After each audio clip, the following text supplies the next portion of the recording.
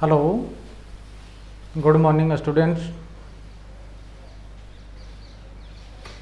कैसे हो आप? अपने स्थान पर सही कुशल होंगे। मैं तो ईश्वर से यही प्रार्थना करता हूँ। चलो, आपकी इस कोरोना महामारी के चलते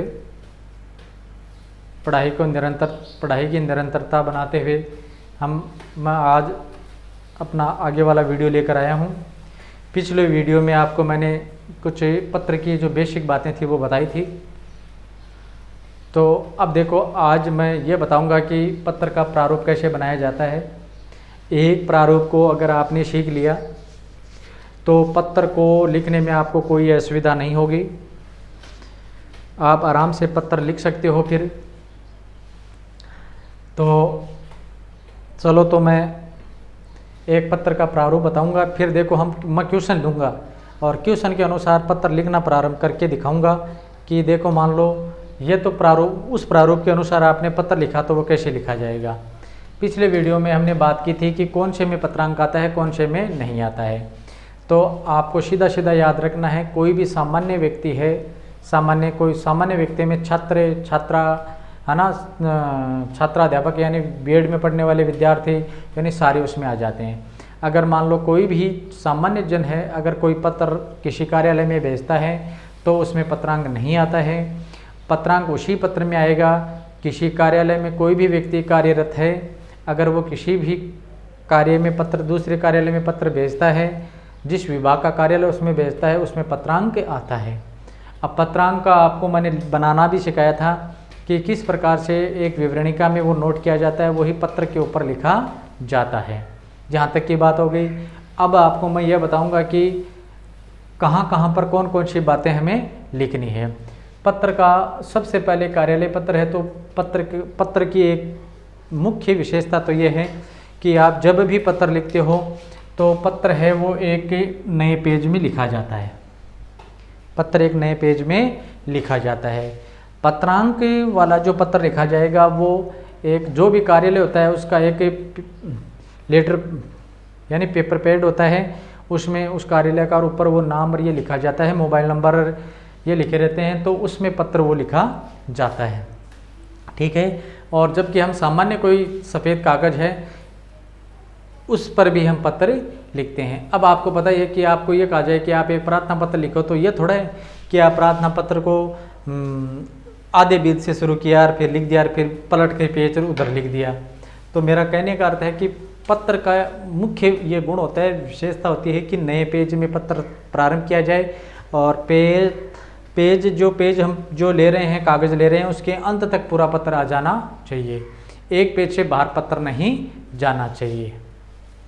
तो ये आपको मैनेज करना होता है कि किस प्रकार से पत्र को एक पेज में लिखा जाता है और वो किस प्रकार से लिखना है वो आपको सीखना है। अब मैं आपको देखो कार्यालय पत्र की बात बताता हूँ। सबसे पहले मान लो कि ये अपना एक पेज है, ठीक है, ये पेज है। ऊपर भी पेज के ऊपर ऐसे लाइन होती है।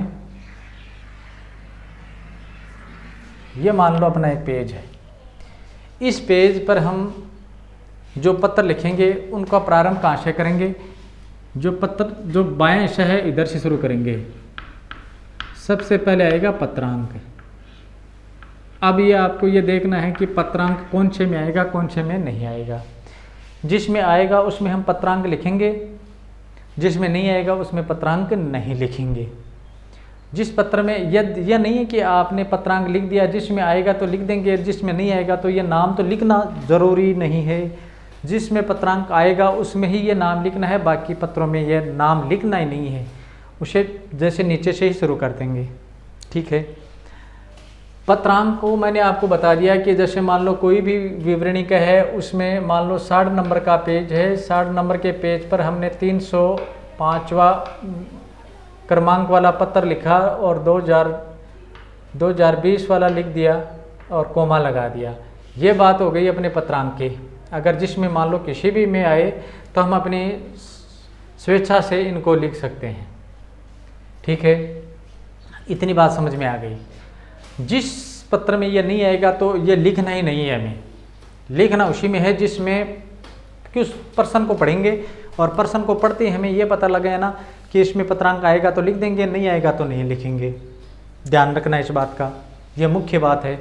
अगर आपने जो बोर्ड क्लासें हैं उनमें अगर आपने ये जिसमें नहीं आना चाहिए था और उसमें आपने लिख दिया ना, तो आपका 1/2 यानी आधा नंबर है वो काट लिया जाता है। क्योंकि जो जांच करता है, कॉपी जांच करता है, वो क्या करेंगे कि यानी इनको तो इस बात का भी पता नहीं है कि इसमें पत्रांक आएगा या नहीं आएगा। तो ये बात आपको छोटी लगती होगी, परंतु ये बात बहुत महत्वपूर्ण है। यहाँ तक की बात हमने कर ली। अब इनके बाद में हम क्या लिखेंगे, देखो मैं आपको 3 चीज़ पहले लिख के बताऊंगा कि एक होता है प्रेषक, ठीक है, एक होता है प्रेषिती, एक होता है प्रेषित। ये 3 शब्द देखो एक जैसे से लग रहे हैं ना, थोड़ा थोड़ा अंतर है, एक जैसे लग रहे हैं, ये थोड़ा थोड़ा अंतर है। इन तीनों चीज़ों का हमें पता होना चाहिए। प्रेषक तो कौन होता है? प्रेषक होता है लिखने वाला।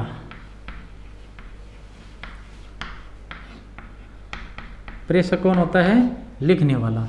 प्रेषिती जिसको पत्र भेजा जाता है, जिसके लिए लिखा जाता है, जिसके लिए लिखा जाता है। प्रेषित का अर्थ होता है पत्र भेजा गया, पत्र भेजा गया। आ गई बात समझ में? प्रेषक होता है पत्र लिखने वाला, प्रेषित होता है ये लिखने वाला, जिसको पत्र लिख रहा है वो प्रेषित। प्रेषित यानी पत्र भेजा गया, यानी पहले ही पत्र भेज दिया। प्रेषित भेजा, प्रेषित कर होता है पत्र भेज दिया गया, पत्र लिख कर प्रेषित कर दिया गया यानी भेज दिया गया। ये 3 बात बहुत महत्वपूर्ण है पत्र की। ये 3 बात हैं वो पत्र की बहुत ही महत्वपूर्ण हैं। और इन बातों को प्रेषक, देखो प्रेषक, प्रेषित, प्रेषक लिखने वाला, प्रेषिती ये प्रेषक यानी लिखने वाला जिसको लिख रहा है, और प्रेषित यानी पत्र पहले भेजा गया। ठीक है, ये 3 बातें आपको अच्छी तरह से याद रखनी है। अब मैं मिटा दूँ इनको एक बार, या एक बार बाद में मिटा दूंगा। इधर जो ये प्रारूप चलेगा तो उसी के अनुसार ले लेंगे। पहले सबसे पहले पत्रांक लेंगे, जिस पत्र में पत्रांक आएगा तो लेंगे, जिसमें नहीं आएगा तो नहीं लेंगे। दूसरी बात सीधा, अब इसी ये बात पहले इसीलिए लिखा है, सबसे पहले लेंगे प्रेषक।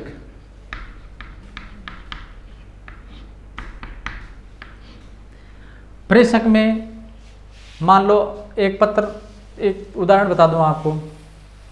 मान लो स्वयं को ग्राम का सचिव, यानी कोई भी गांव का नाम दे दिया जाए, उसका सचिव मानते हुए आपको अपने जिला कलेक्टर महोदय को एक पत्र लिखना है किसी भी शिकायत के प्रति। तो अब यहाँ लिखने वाला कौन हो गया? स्वयं को प्रधानाचार्य महोदय मानना है, लिखना किसको है? कलेक्टर महोदय को लिखना है। तो या ये हो जाए स्वयं को मोहन राजकीय उच्च माध्यमिक विद्यालय शिकर का विद्यार्थी मानते हुए, और मानते हुए अपने विद्यालय के प्रधानाचार्य महोदय को एक शिक्षण शुल्क से संबंधित एक प्रार्थना पत्र लिखना है। मान लो ये छोटा सा, ये आज से नहीं चल रही है, छोटा सा प्रार्थना पत्र है, फीस माफ वाला प्रार्थना पत्र छोटा सा है। तो यहाँ पर लिखने वाला कौन हो गया? स्वयं को राजकीय उच्च माध्यमिक विद्यालय का मोहन या राकेश विद्यार्थी मानते हुए, तो लिखने वाला कौन हो गया? यानी यहाँ मैंने जो बताया उसमें कौन हो गया? राकेश हो गया, और राकेश शर्मा हो गया मान लो। ये लिखने वाला ही तो है, लिखने वाला का हमें पत्र में नाम दे रखा है, वो लिख देंगे। तो प्रेषक कौन हो गया? यहाँ मैंने अभी आपको क्या बताया था? लिखने वाला। प्रेषक में किसका नाम लिखना है? लिखने वाले का। प्रेषक में नाम किसका लिखना है? लिखने वाले का। चलो हमने लिखने वाले का नाम लिख दिया। अब ये है कहाँ का भाई? इसका और भी तो एड्रेस दिया है ना, और भी एड्रेस, लाइन नहीं छोड़नी है खाली। और मैंने क्या बताया, यह कहाँ का है? यह है राजकीय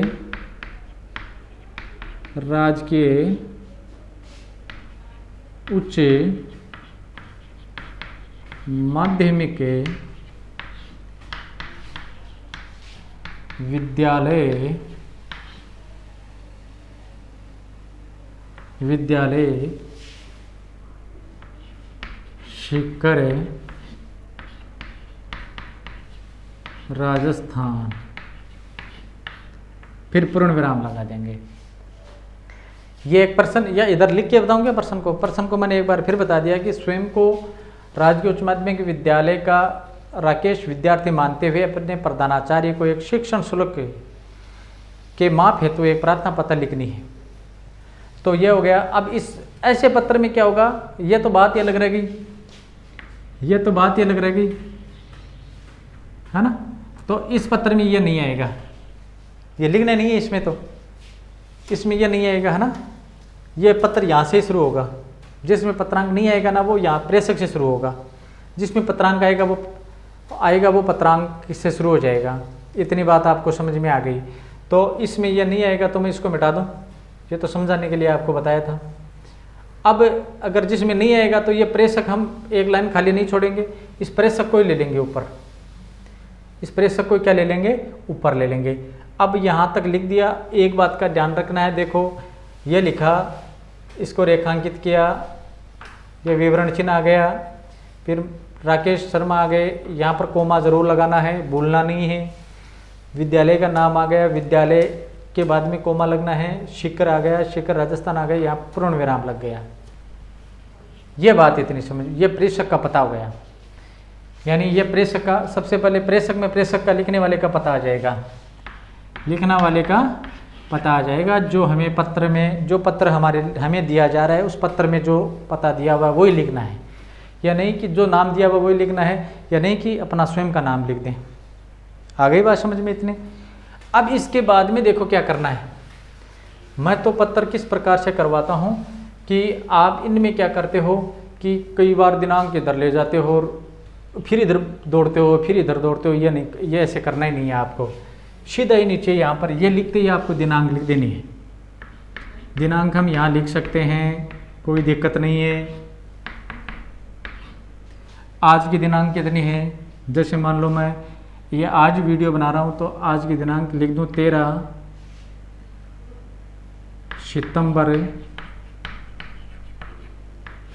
सितंबर के बाद में कोमा लगेगा 2020। हिंदी में दिनांक लिखने का तरीका देख लेना। बहुत सारे बच्चे बहुत गलत करते हैं, 1000 बार बताने के बाद भी गलत करते हैं। जो दिनांक चल रही है वो लिखेंगे, फिर हिंदी में नाम लिखेंगे सितंबर, फिर कोमा लगाएंगे, कोमा के बाद में जो सत्र चल रहा है, जो सन चल रही है वो लगाएंगे। ये दिनांक की बात हो गई। आपको कई जगह ये दिनांक इधर वाले हिस्से में भी मिलेगी, परंतु नहीं, आपको मैं बता रहा हूँ आपको इधर ही लिखनी है। हो गई बात इतनी। यहाँ के बाद आपको क्या करना है कि अब हम आएंगे सीधे प्रेषक की बात, प्रेषिति पर। प्रेषिति में कैसे लिखेंगे, ये प्रेषिति सीधा नाम लिखेंगे पहले प्रेषिति, फिर विवरण चिन्ह लगाएंगे, इसमें विवरण चिन्ह लगेगा और ये प्रेषिति वाला जो कॉलम है वो पूरा खाली रहेगा। एक लाइन जो पत्र में आती है ना अपनी, एक लाइन वो खाली। अब ये दोनों बातें आ गई तो इसको मैं मिटा रहा हूँ, इसको मैंने मिटा दिया। प्रेषिति वाली के जो सामने जो अपने पेज में जो लाइन है वो पूरे पेज तक आगे तक खाली रहेगी, कुछ नहीं लिखेंगे इसमें। इनके तुरंत नीचे एक ध्यान ये रखना है, देखो मैं जगह नहीं छोड़ रहा हूँ, इधर आपको भी जगह नहीं छोड़नी है, ठीक है। अब मैं इधर लूँगा सबसे पहले प्रेषिति, यानी मान लो ये राकेश शर्मा है, अपने प्रधानाचार्य राजकीय उच्च माध्यमिक विद्यालय का जो प्रधानाचार्य है उनको ये पत्र लिख रहा है, तो सेवा में लिखेंगे। सेवा में देखो, सेवा में ऊपर शिरोरी का है, ऊपर लगेगी, में के ऊपर अलग लगेगी और फिर कोमा लगेगा। यह सेवा में शब्द है, आपको सही नहीं लिखना आता है। देखो मैंने कैसे लिखा है, आप क्या करते हो, सेवा में पूरा लिख के पूरे पर एक ही शिरोरेखा खींच देते हो, जबकि वो एक शिरोरेखा नहीं लिखी जाती है। सेवा में के बाद में देखो, सेवा और में बीच में थोड़ा सा गैप रहना चाहिए, स्पेस रहना चाहिए, उसके बाद में कोमा लगना चाहिए। यहाँ में के ऊपर सदैव अनुस्वार लगता है, वो लगाना ही है आपको। अब इस सेवा में वाली लाइन में भी क्या होती है, ये लाइन भी खाली रहती है, इसमें कुछ नहीं आता है आगे। इतनी बात आ गई समझ में। इतनी समझने के बाद आपको क्या समझना है, फिर नीचे लिखेंगे श्रीमान। बस जो सेवा में जो शब्द है, सेवा में शब्द है, इधर देखो एक बार, सेवा में शब्द है, पूरे शब्द ये जितनी शब्द के नीचे जो जगह खाली है वही खाली, केवल सेवा शब्द में जो जगह है ना, सेवा में शब्द में ये जगह, इतनी सी जगह खाली छोड़ दी है, केवल सेवा में आए। जैसे मान लो हम लिखेंगे श्रीमान, श्रीमान प्रधानाचार्य, श्रीमान प्रधानाचार्य। एक बात ध्यान करना, आप सारे क्या करते हो, श्रीमान प्रधानाचार्य महोदय, यानी हमने श्रीमान लगा दिया तो महोदय लगाने की कोई आवश्यकता नहीं है। यानी प्रधानाचार्य महोदय भी सही है, श्रीमान प्रधानाचार्य, तो श्रीमान हमने पहले भाई संबोधित सम्माननीय शब्दों का के उनके लिए प्रयोग कर दिया, आदर्शसूचक शब्द का प्रयोग कर दिया, तो ये श्रीमान आ गया, फिर प्रधानाचार्य ही आएगा। उसके बाद में आपको महोदय मादय कुछ लगाने, महोदय महोदया यह लगाने की आवश्यकता नहीं है। आगे बात इतने समझ में। अब ये श्रीमान प्रधानाचार्य हैं, अब कहाँ के हैं ये राजकीय, जगह नहीं छोड़नी है, राजकीय उच्च माध्यमिक विद्यालय सीकर राजस्थान। किसका पता हो गया, प्रेषित का पता, प्रेषित का पता हो गया ना, ये प्रेषक का पता हो गया, ये प्रेषित का पता हो गया, दिनांक बीच में ले ली, बीच में लेनी है। अब ले ली, इनके बाद में क्या आएगा, क्या आएगा इनके बाद में, इनके बाद में आएगा विषय, विवरण चिन्ह लगाकर लिखेंगे शैक्षिक, शैक्षिक शिक्षण शुल्क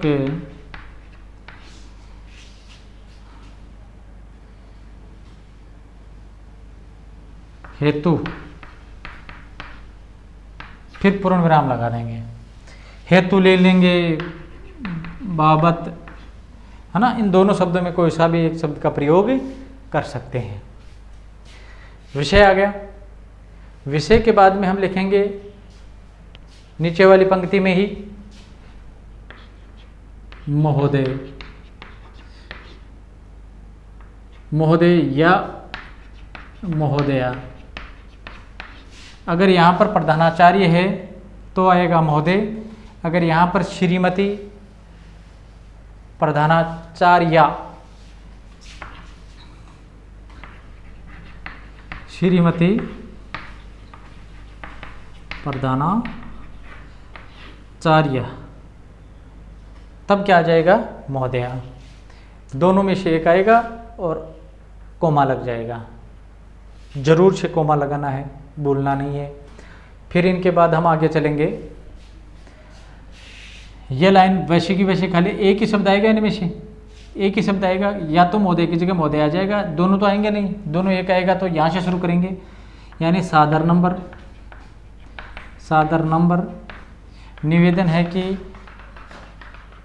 अब मान लो कैसे लिखेंगे, साधारण नंबर निवेदन है कि मैं कक्षा 12 का विद्यार्थी राकेश शर्मा, जो साइंस वर्ग में पढ़ता हूँ, और इस मेरे पिताजी बहुत गरीब हैं, मेरे 2 छोटे भाई बहन हैं, वो भी इसी विद्यालय में पढ़ते हैं, और अधिक गरीब होने के कारण मेरे पिताजी हैं, मेरी जो शिक्षण शुल्क है वो देने में असमर्थ हैं, इसलिए, और मैं हर पिछले सत्र भी, यानी मेरी जो 11वीं क्लास जो साइंस वर्ग था उसमें मैंने सबसे अधिक अंक प्रथम स्थान प्राप्त किया था, और मैं और भी अधिक आगे पढ़ाई करना चाहता हूँ, इसलिए मेरी जो शिक्षण शुल्क है वो माफ़ करने का कष्ट करें, मैं आपका सदैव आभारी रहूँगा। ऐसे करके उसको लिख देंगे, ये बीच वाले में आ जाएगा। और बीच वाले में आने के बाद इनका समापन कैसे करेंगे, या पत्र का समापन क्या करेंगे, आपका आज्ञाकारी इधर ही लिखेंगे, वो भी आपका आज्ञाकारी शिष्य, लिख दिया। और फिर देखो आपका आज्ञाकारी शिष्य, शिष्य या शिष्य लिखने के बाद एक चीज़ का ध्यान रखना, ये इधर आपको दिखाई नहीं दे रहा है ना, फिर सीधा सीधा लिखेंगे राकेश शर्मा, ये नहीं लिखेंगे नाम राकेश शर्मा, यानी ये आज्ञाकारी शिष्य है ना, ये नाम ही है, जो नाम आएगा नाम नहीं आएगा, ऐसे नहीं लिखेंगे हम नाम फिर ऐसे लगा कर राकेश शर्मा, ऐसे नहीं लिखेंगे, केवल राकेश शर्मा लिखेंगे। शिष्य के बाद में राकेश शर्मा, फिर आ जाएगा कक्षा का नाम आ जाएगा, और वर्ग आ जाएगा साइंस वर्ग, और ये आकर फिर पूर्ण विराम लग जाएगा, फिर उसमें क्या लग जाएगा, पूर्ण विराम लग जाएगा। तो आज मैं आपको एक ये पत्र का प्रारूप बताया है, इसी प्रकार से आपको पत्र लिखना चाहिए। ओके, आज की वीडियो के लिए ओके, धन्यवाद। आगे वाला अब एक वीडियो और हम लेंगे, एक पत्रांक वाला लेकर मैं आपको समझाऊंगा। ठीक है, थैंक यू।